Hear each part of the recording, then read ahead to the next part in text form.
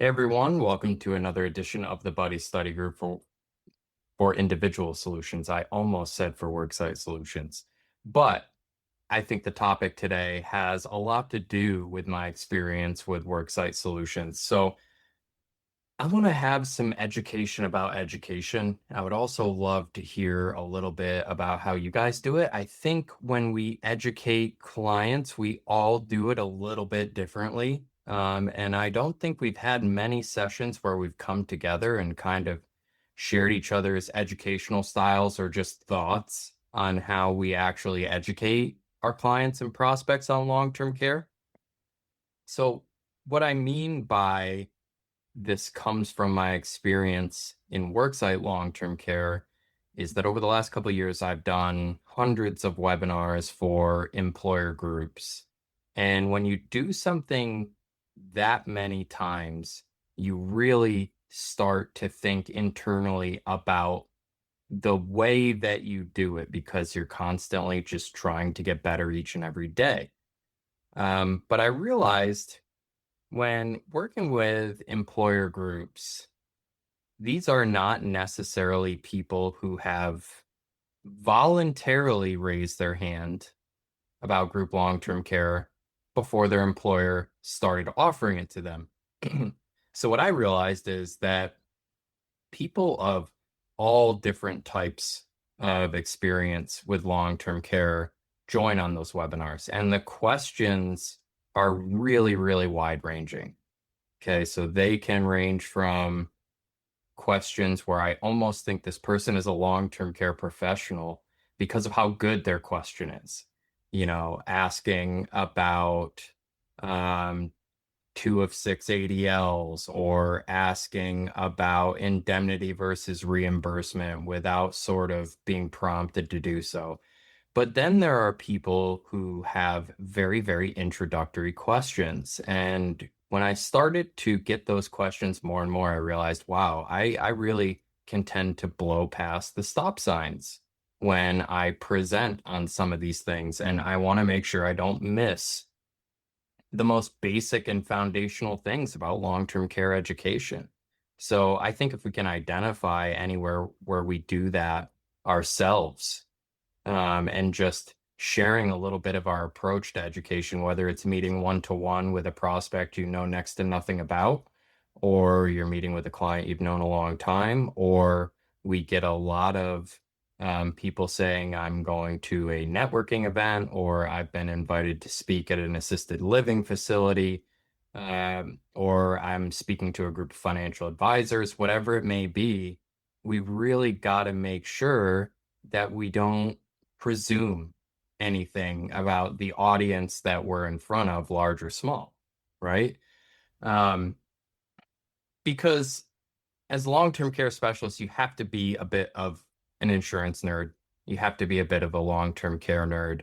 And sometimes we get so stuck in our own day-to-day and what we have to learn each and every day to be effective that we forget that we might be starting on step 3 when we really have to start at step 1.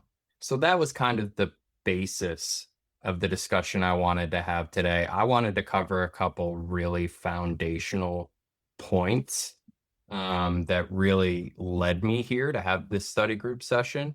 And I would love to hear from you all, even if it's just an idea of, I generally try to cover the same bases every single time, and here they are.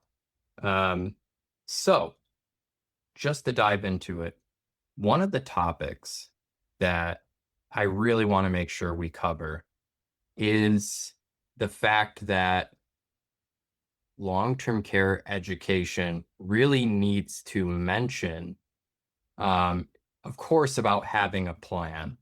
But when you're offering an insurance product, it's one of many ways that you can plan for extended care, right?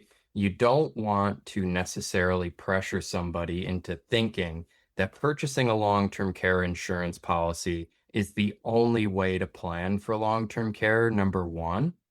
But number two, I really think it's important to talk about the power of professional care and that a major part of planning is planning to fund that professional care.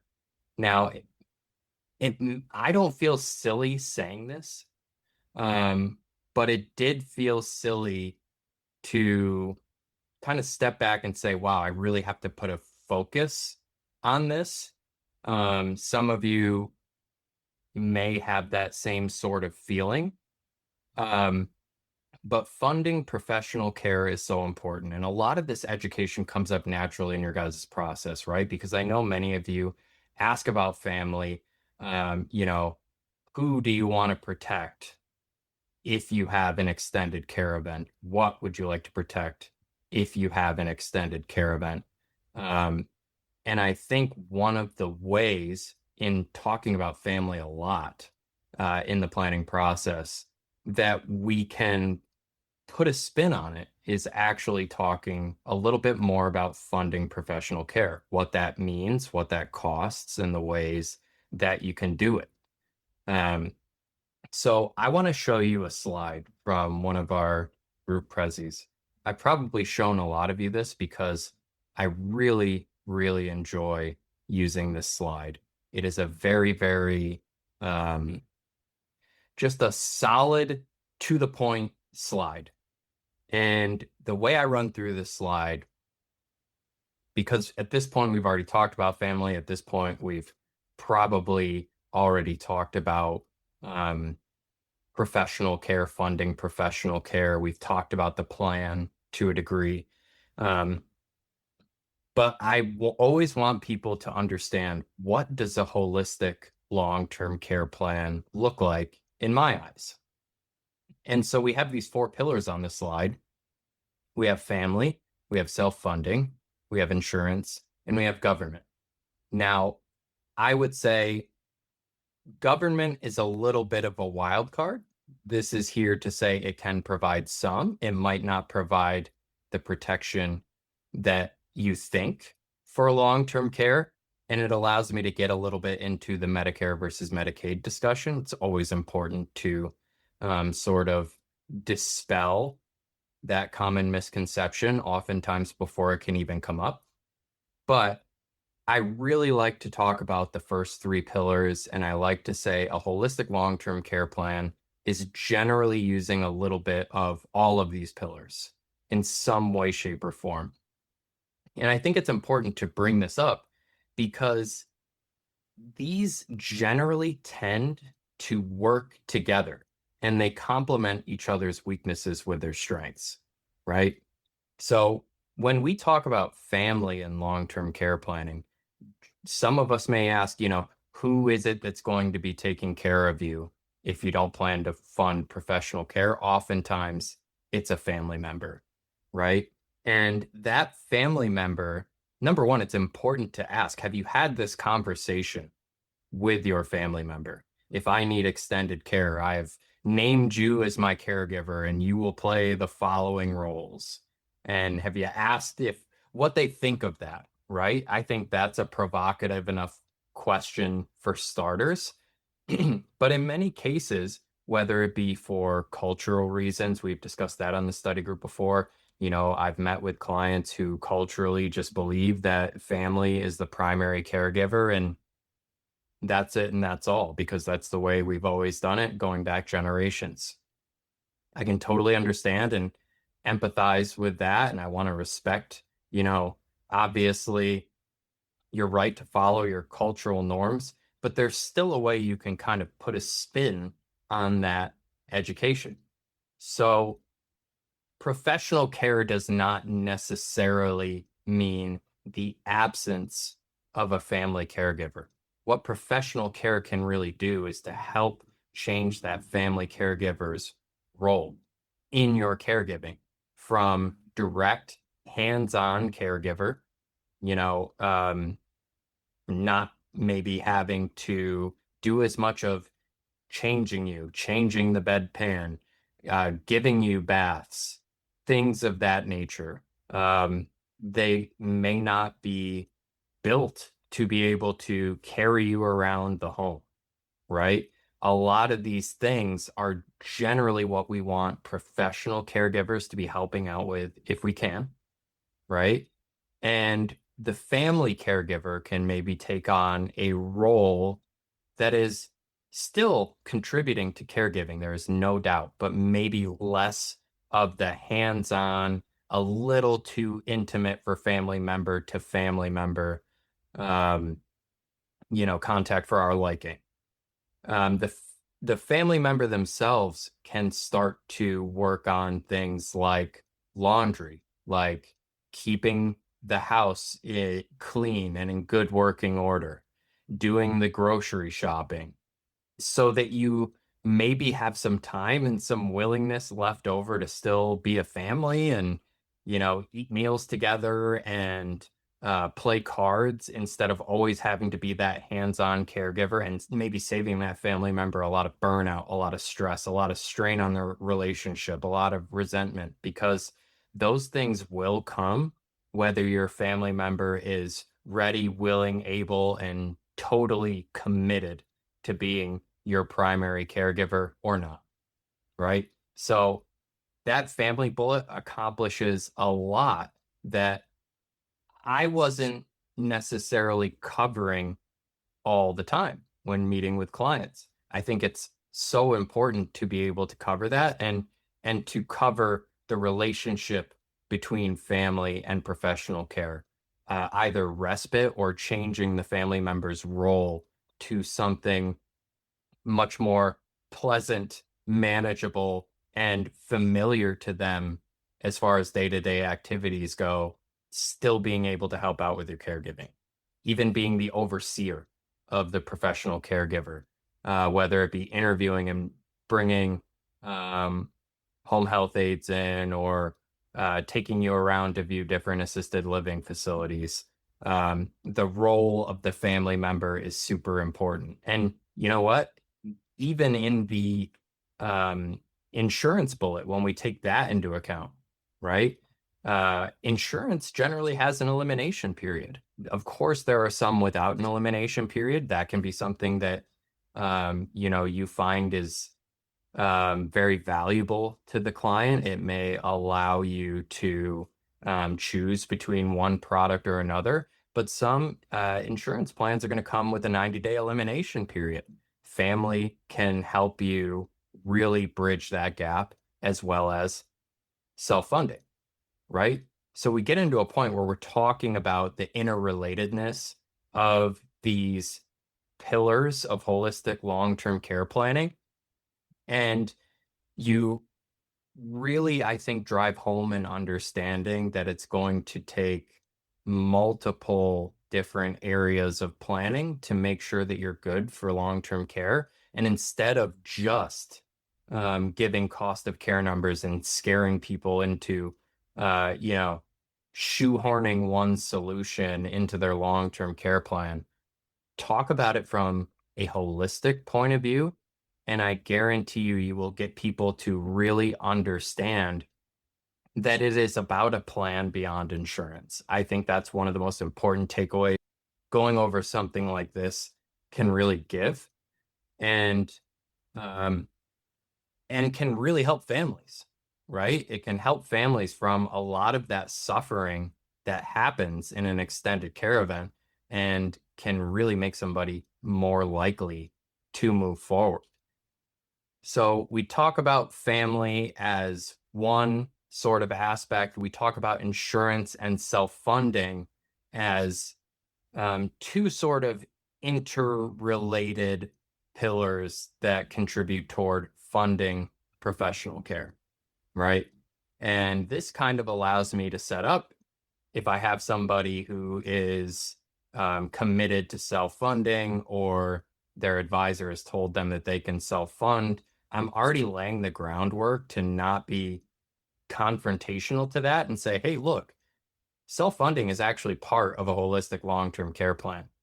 But generally, insurance is going to provide a number of different benefits that self-funding just cannot, like tax-free benefits, like benefit receipt that is irrespective of market performance, right? It's not going to put you in a position where you have to sell your assets low.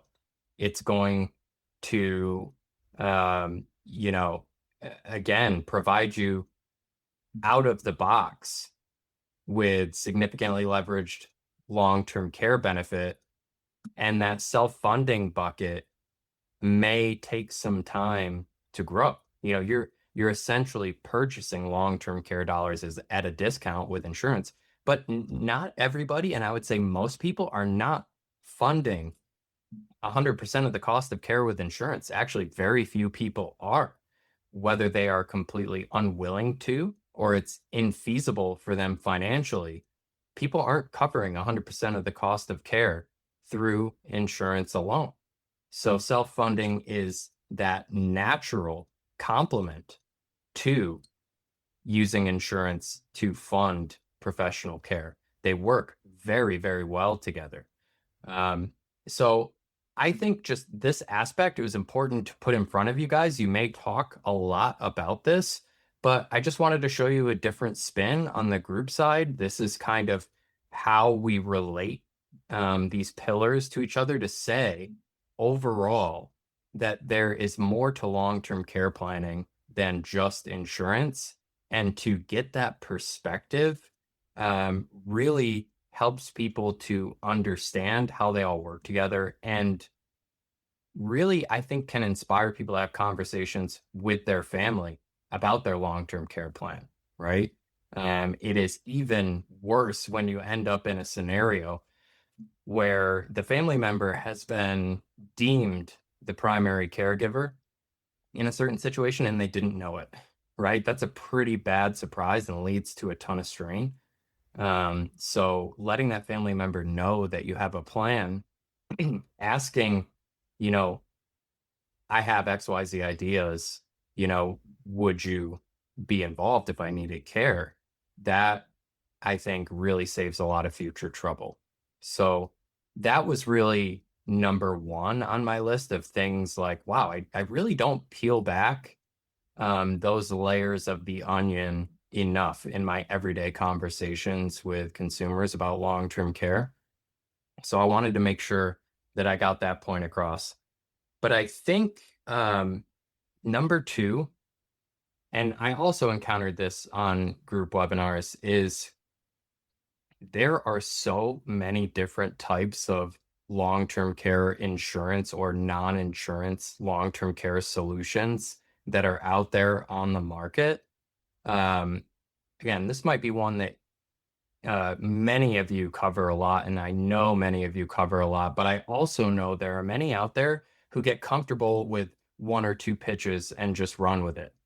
I think in many ways, not only could that do disservice to a client, I'm not telling you to read them the whole long-term care shopper's guide and then show them every product available on the market, but you do want to leave them with an idea of what options there are out there from an insurance standpoint, or again, even from a complementary non-insurance standpoint. Funding solutions in general is what we formally call them. Beyond just maybe doing them a disservice, you may actually be preventing a sale, right? If you're only working with like one or two different types of products and you say, I got this or this, take it or leave it, both are good, maybe not to that extent, but you may be missing out on offering the solution that the client actually resonates with and gravitates toward. So I think it is important that even if it's brief, you show them the menu of options that are available. And I just want to be sure to highlight one of my favorite of all time marketing pieces that we have available in the buddy system, and that is the funding solutions piece. I think this is also one of our oldest marketing pieces. This is old faithful to me. If somebody comes to me, they're new with the long-term care market, just so simple, so easy to understand, but also comprehensive, right? We talk Yeah, about tradition. I think we're gonna redo it though. I think It needs a refresh. I would be so happy with giving this thing a facelift because Yeah, it's not necessarily that it needs it, but it is it's important just enough to bring to present day, yeah, given how long it's been around. for sure. Yeah. But we talk about traditional long-term care, we talk about the top features, we talk about the limitations. So the great thing that this piece does is people may fall in love with some of the features of one plan or another, but maybe really turned off by the limitations, right? Or, any combination therein, right? So it's really important, even just as a leave behind, you don't need to make this 30 minutes of the conversation and go through everything line by line. You can give a super quick summary of each of these product types and then use it as a leave behind, a reference, something of that nature, just to walk people through the options. Or better yet, you could just, again, walk through very briefly some things. You may get some signs of engagement. Oh, I've never heard of that. I like that concept. Because on the group market, the plan designs are primarily life long-term care hybrid plans. Do you know what the most common questions we get on webinars generally have to do with? Well, I already have life insurance. I thought this webinar was about long-term care. Why are you selling me life insurance? I already have enough life insurance. Can I buy the life insurance and the long-term care separately? And I completely understand why those questions get asked. But at the end of the day, there's a lot of things that the life insurance accomplishes for the plan that make it a necessary addition. But the plans are still very long-term care forward in nature. You will find in many cases far more value for the long-term care benefit than you will for the life insurance. Some plans may be an exception, right? True life insurance with long-term care riders will generally give you a lot of life insurance value compared to long-term care, even though you can get a nice bit of long-term care benefit. Hancock's life care product, their brand new life care product, definitely puts a lot more emphasis on the death benefit. But for many, they're like, why is the life insurance here? So obviously you can go through live, die, or quit, but it also can accomplish other things, right? Like guaranteed premiums can generally be a part of these life hybrid plans because of the life insurance chassis and how the plans are actually priced. So it's important to go through at least some of the high level items and leave them with an idea of what's out there.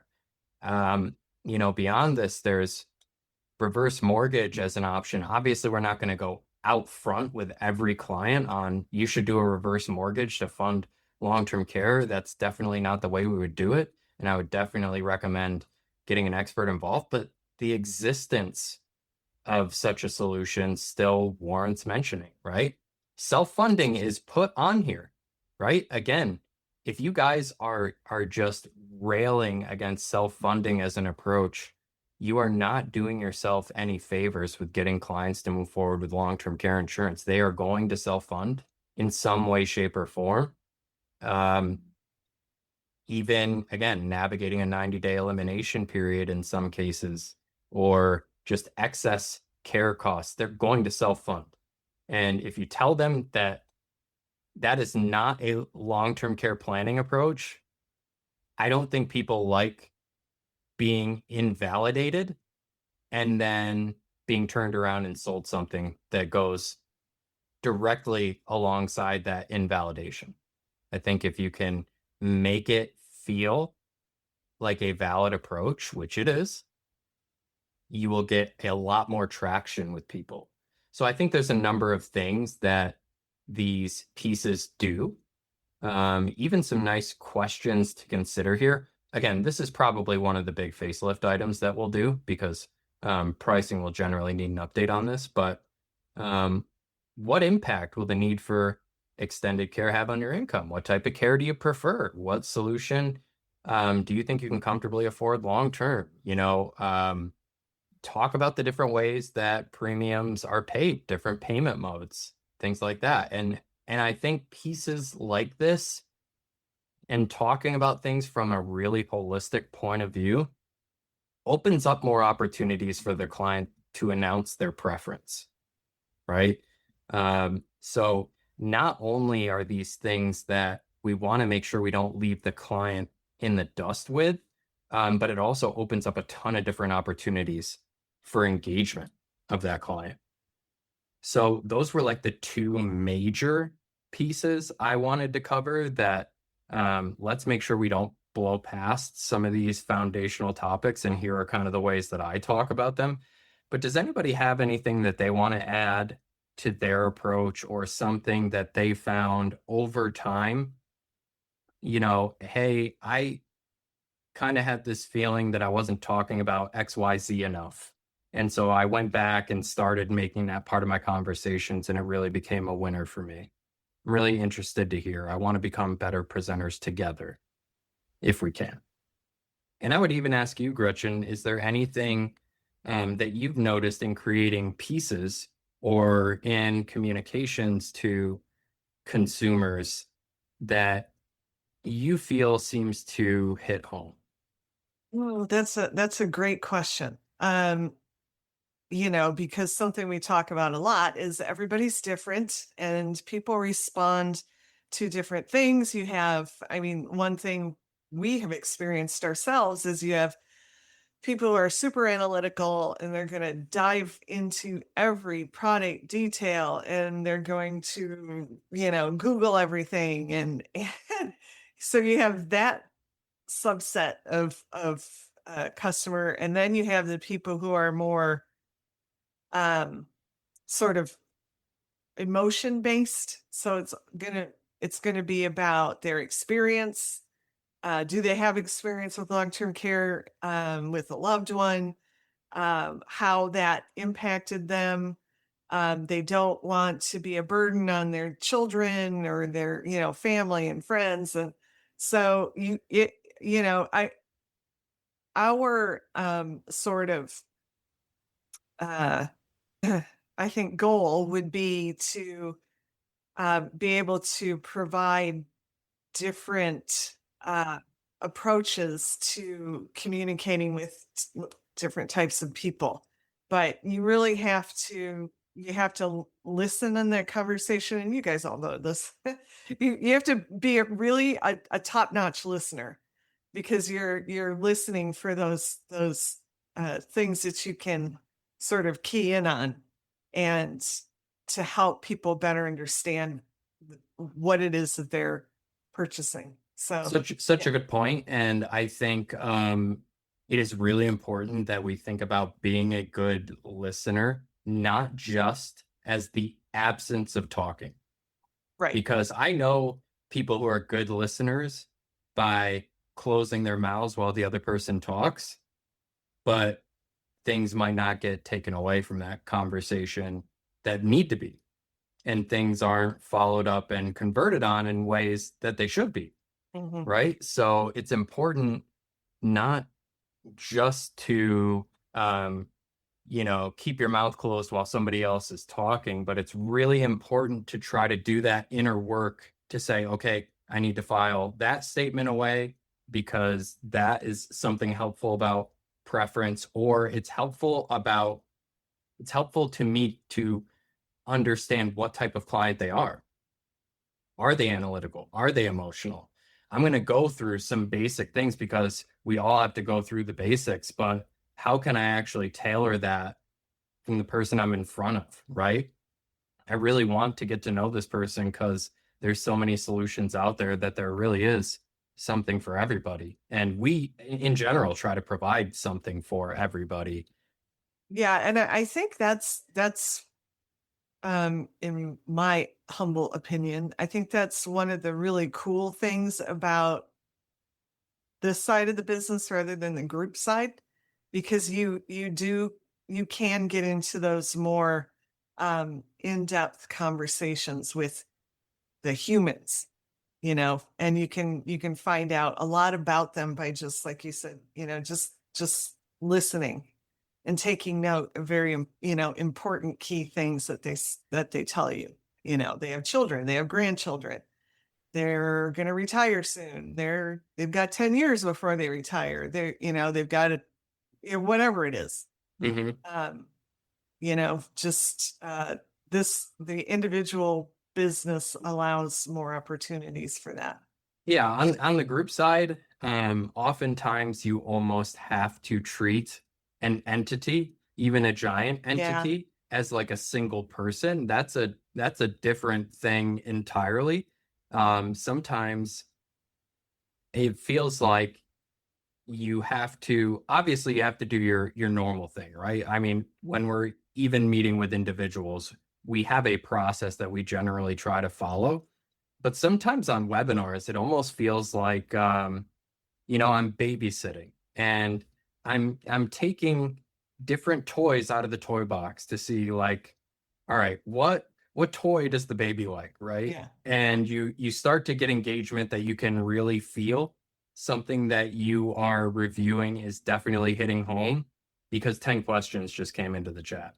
And Yeah. obviously, you can tell a little bit about a person's background, about a group's background or industry that tells you I may have X type of client on my hands. So that gives you an idea of maybe how to order things. Um, if it's an analytical group, I'm putting a calculator in front of them. I'm still going to talk about long-term care planning. I'm still going to show the slide with the 4 pillars. I Mhm. will just tailor the way I go over that slide to be a bit more analytical in nature as opposed to a little bit more emotional in nature when I'm talking to a group that might be a little bit more feelers.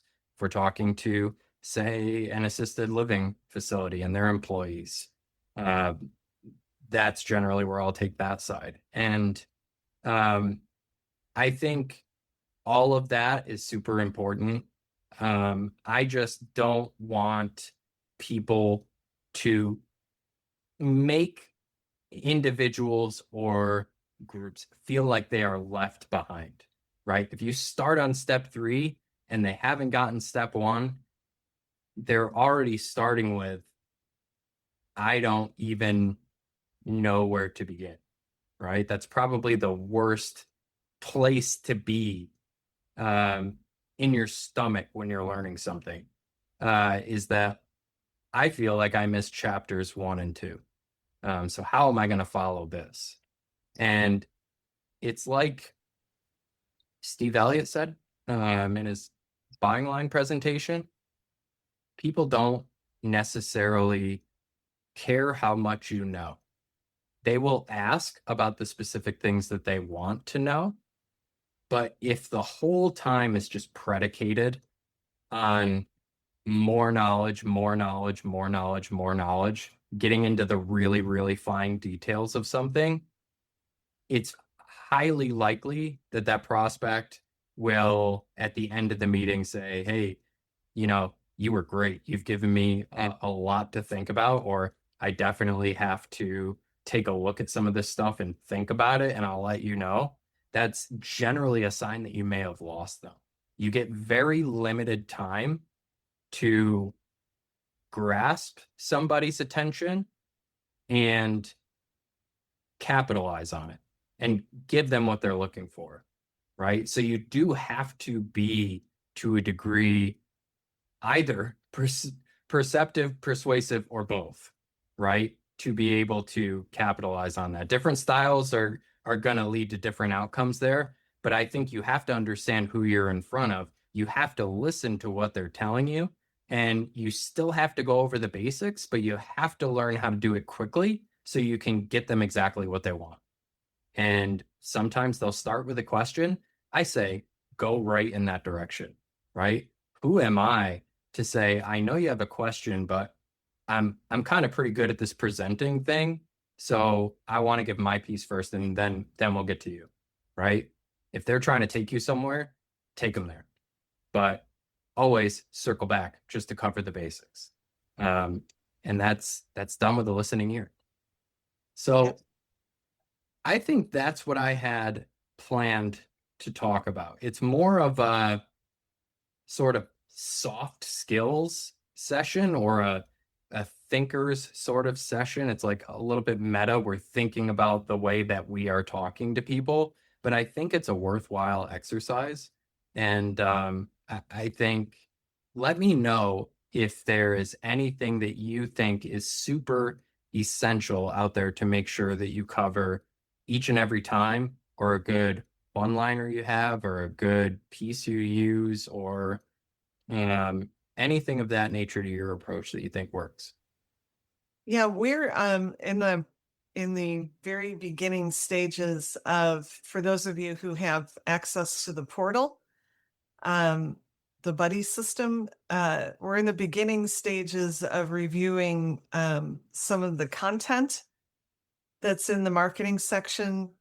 So, if there's any piece in there that you really feel totally connected to, and you've downloaded it, or you've customized it, whatever, let us know, me or Jason, because we can make sure to evaluate that as part of our process, because we want to give you collateral that will help in your sales process, whether it's a sales tool or marketing collateral. Um, and I don't want to fill that repository with a bunch of stuff that's just sort of noise. So, oh, you're gonna go in there? I mean, it Thank you. did just get a facelift. I Fantastic. think It I did. think we went over We it did. on the group side study group, but That's um right. Yeah. I think it's worth it to just give folks a look. You may notice it looks a little different. Uh, What we are aiming to do is not only make that repository more efficient, but Mhm. give you ways to find what you need to present easier, right? We have content coming out of our ears, but if you can't find what you're looking for when you don't know what you're looking for, I think the platform is only as good as that. The amount of content is only as good as that. Right. Right. And So yeah. we do have a couple of ways to filter content. Number one, by the sales journey up here, you can actually click on that. So if I want some pieces that are helpful for prospecting, we've got a number of different handouts that you can provide for prospecting purposes, for getting people's ear, for getting people interested, for light introductory education, right? Um, we have under the Educate tab, again, There's a one lot. of my all-time favorites. There's that piece again. Um, and all sorts of different helpful articles. The It's Your Life Planning Guide I find to be really, really helpful as well, with partnership with CLTC. LTC. Yeah. Mhm. Um, Propose is pretty similar right now. I think we're going to be doing some Yeah. renovating there as far as Yep. product presentation, and then service. So you'll see these steps much more fleshed out with individualized content, and you can search by content type. You can sort by our newest pieces. You can sort by recommended pieces. You can even pin pieces of content. So if you say, I don't want to mess with all that filtering, I just really like the guide to LTC funding solutions, I can pin that. I really like the It's Your Life checklist. I can pin that and go to my pinned content. I pinned the VA LTC benefits flyer because people ask about that every once in a while, and it always seems to help. Even on group webinars, I get questions about VA LTC. Yeah, Um, and one thing I want to point out, because when you brought that one up, it reminded me a lot of these pieces are created in collaboration with our top specialists. I think I see Diane, or I saw Diane here, um, Lori, Renee, Rhonda. So or then of course Mark and Jason. So these are pieces that came out of a need at one point. And so, that's the other important thing. It's not marketing working in a silo or sales working in a silo. We're trying to collaborate to give you what you need. yeah, I think it would be very difficult to market if you didn't have an idea of what the people distributing the marketing materials needed. And that's how we like to do everything, right? That's how we like to build sales tools, That's how we like to develop marketing materials. That's how we like to have study group sessions. So your feedback drives a lot of what we do because we know there is a lot to be able to offer the long-term care industry.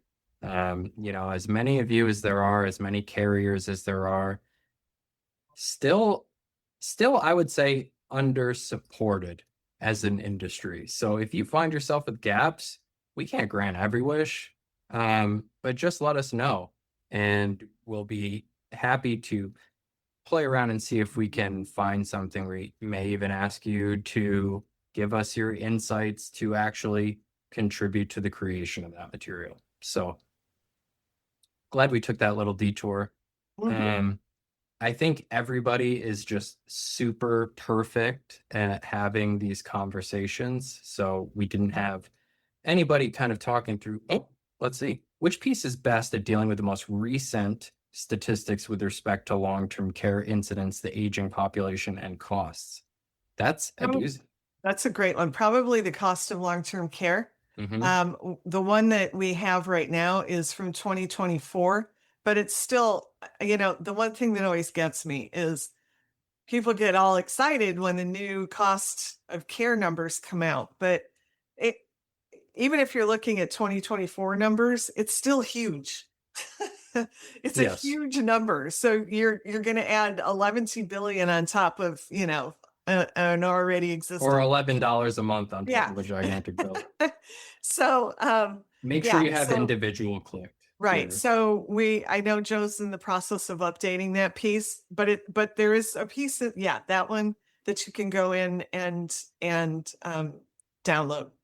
The other one, is, yeah, I'll just do my Vanna White really quick. that's excellent, Jason. You're multi-talented.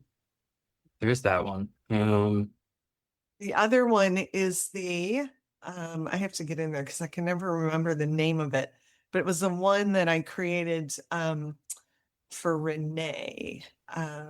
It'll just take me a hot second to find it. Um, oh, it's called LTCi Planning Process ebook. Oh, It does sort of it explains the cost of there it is. care. Oh, did you find it? Oh, Mhm. yeah, yeah. So it has pretty much a little bit of everything.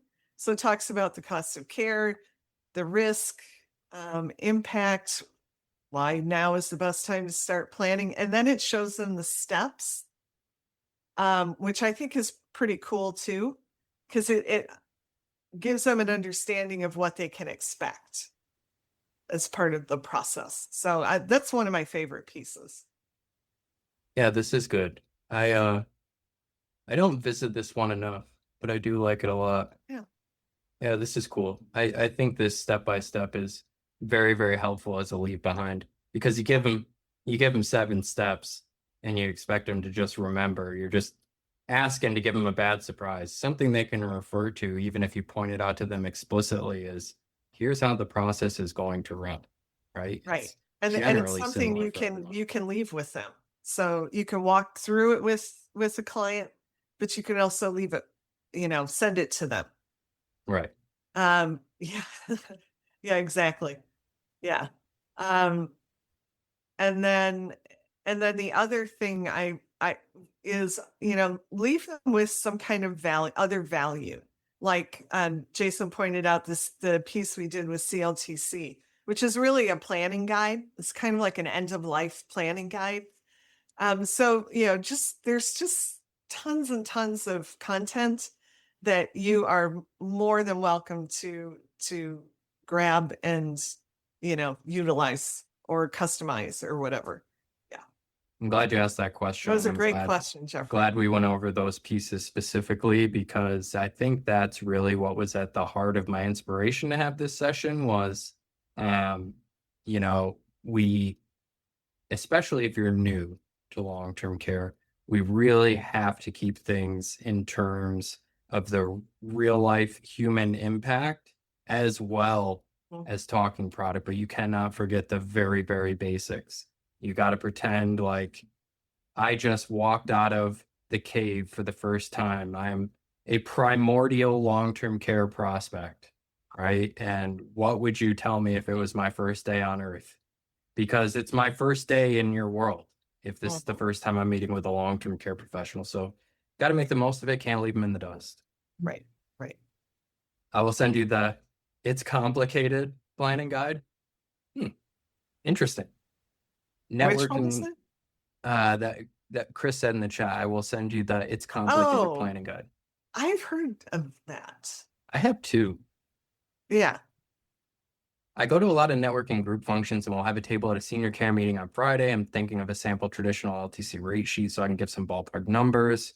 One thing I've found is that people want to know how much rates could be. And I've always had to say, it depends. Yep. As the long-term care specialist, we have to battle the perception. LTC insurance is expensive, of course. Don't want to focus on family, etc.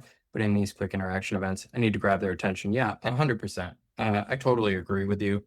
I think one of the ways to be able to do that is actually our quick quote calculator.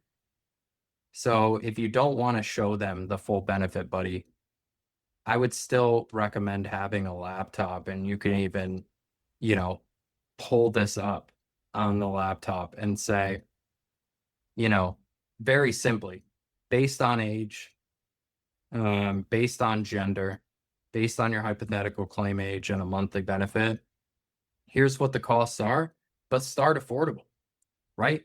If you Right. come at it from a perspective of, I am not going to sell somebody more than they can afford, and I know a little bit of coverage can go a long way, then you're not you're not showing somebody what it would be like to be undercovered.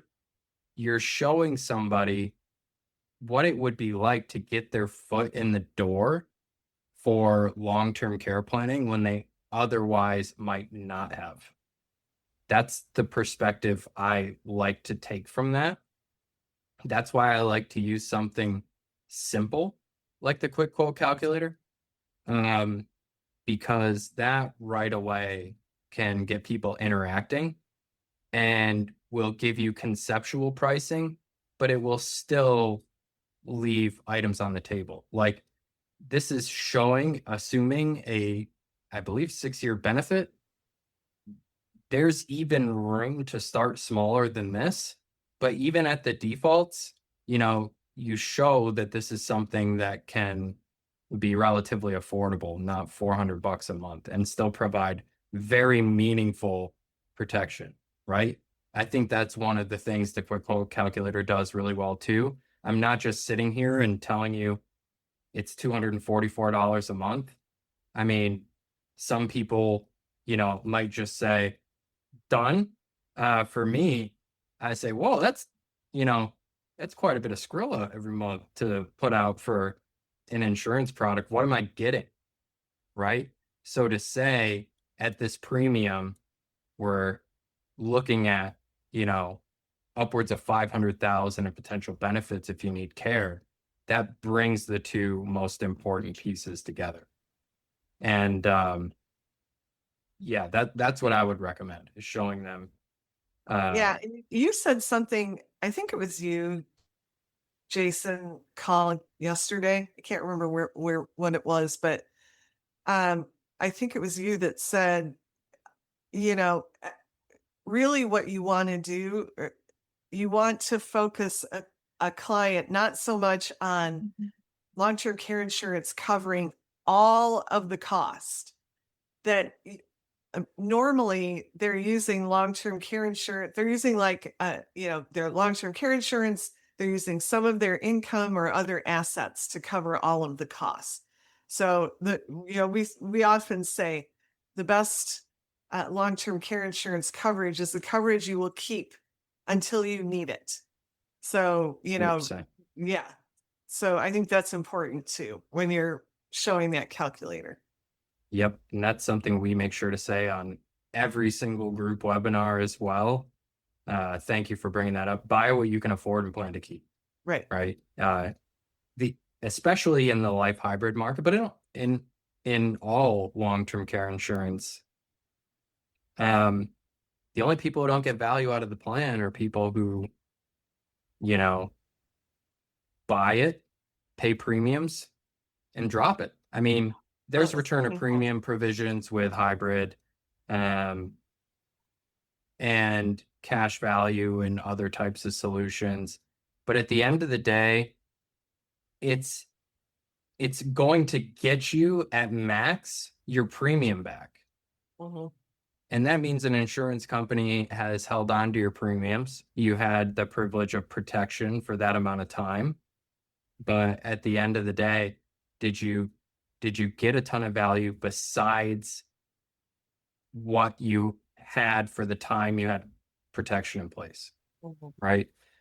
So buy what you can plan to keep, because especially for hybrids, you're going to pass away, need long-term care or both, right? So get something out of it. I think that's a great point.